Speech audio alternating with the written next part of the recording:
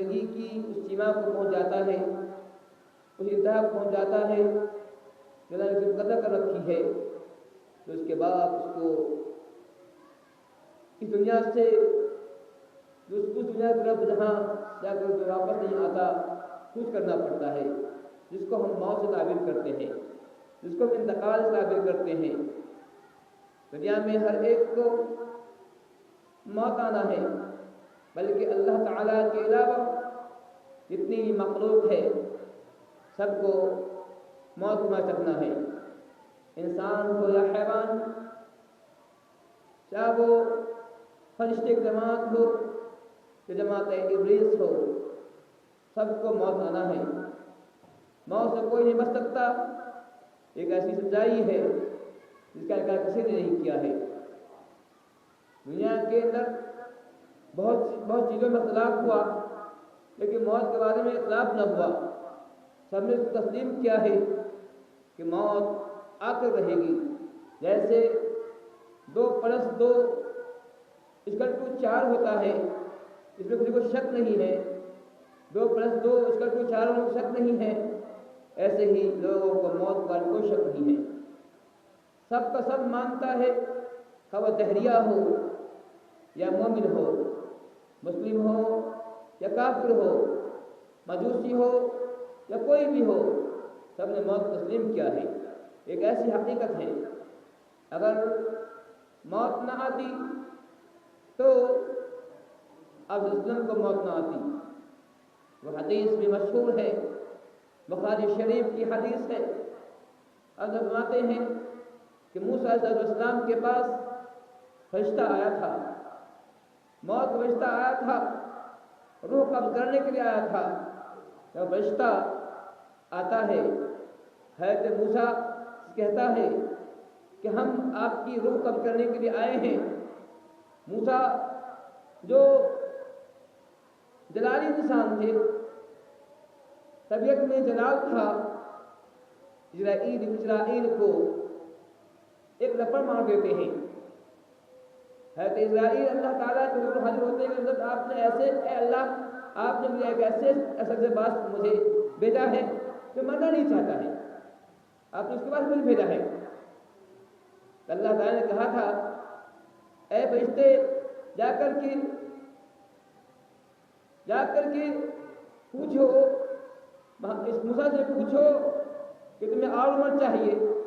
موسیٰ سے کہو کہ وہ سوڑ پر ایک بیل کے پیٹھ پر ہاتھ ڈالے، جتنا بال اس کے ہاتھ کے نیچے آئے گا پھر اس کو اتنی عمر 30 سال عمر اور دی جائے گی۔ موسیٰ نے کہا کیا اس کے بعد بھی موت آئے گی؟ کہاں، موت تو آنی ہے، چاہے آپ 100 سال جیے، 1000 سال جیے، آخر موت تو آنی ہے۔ کہا جب موت آنی ہے تو ابھی میری روح کب کروں؟ تو موت سے کوئی نہیں بچ سکتا ہے۔ حضرت آدم کو بھی موت آئی، حضرت نوح کو بھی موت آئی، حضرت موسیٰ کو بھی، حضرت ابراہیم خلیل اللہ کو بھی موت آئی۔ انبیاء کرام بھی مرے، اچھے بھی مرے، برے بھی مرے، نیک بھی مرے اور بد بھی مرے، کوئی نیک سے نہ بچ سکا، کوئی موت سے نہ بچ سکا۔ ایک ایسی حقیقت ہے کوئی نہیں بچ سکتا ہے۔ حضرت عیسیٰ کو موت ابھی نہیں آئی ہے، اللہ تعالیٰ نے زندہ کو اٹھا لیا ہے، قیامت سے پہلے وہ زمین کو اتریں گے، 40 سال وہ ان کی حکومت ہوگی، پھر ان کے بعد اس کی موت بھی آئے گی، ان کی بھی موت آئے گی۔ موت کوئی بچ سکتا ہے، اگر کوئی بچتا ہمارے نبی صلی اللہ علیہ وسلم ہوتے، لیکن اللہ تعالیٰ نے کہا اِنَّکَ مَيِّتٌ مَيِّتُونَ، اے محمد آپ بھی مرنے والے ہیں اور وہ لوگ مر جائیں گے۔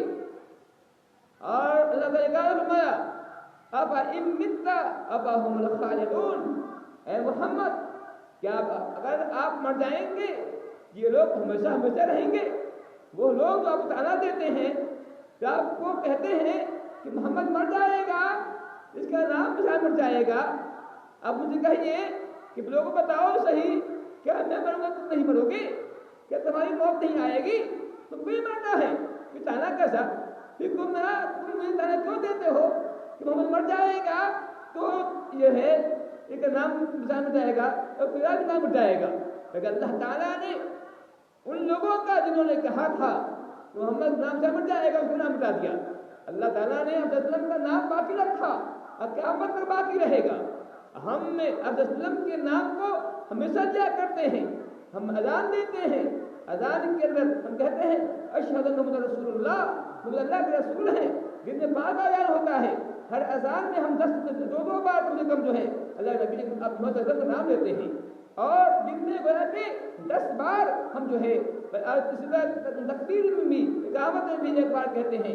गोया कि 3 बार हुआ, 15 बार हम जो है रोजाना का नाम लेते ही हैं। इसके अलावा और जो पढ़ते हैं, याद पढ़ते हैं, रोज पढ़ते हैं, उसको नाम अपना माता अलग हुआ।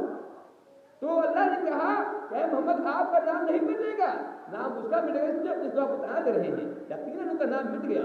तो मैं ये कह रहा था कि अगर किसी को मौत ना आती तो मोहम्मद से मौत आती, लेकिन उनको भी मौत आई। अल्लाह ने कहा, अल्लाह ने साफ फरमाया है इन कोतिला कत्ल कर दिए जाए। ये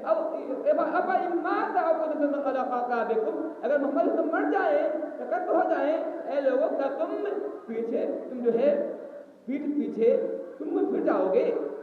मैंने कहा कि ऐ ईमान वालो, अब माता अगर मोहम्मद मर जाए या कत्ल कर दिए जाए तो क्या तुम पीछे फिर जाओगे? मतलब ये कि इंसान है, मर जाएंगे।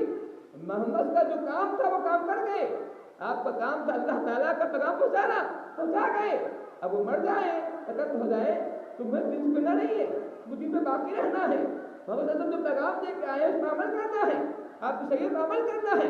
इस आयत में हमें तारीफ दी कि मोहम्मद मर जाए तो यहाँ बताया गया कि मोहम्मद मर सकते हैं, कत्ल हो सकते हैं। मोहम्मद इंतकाल आया हुआ हज़रत आयशा फरमाती है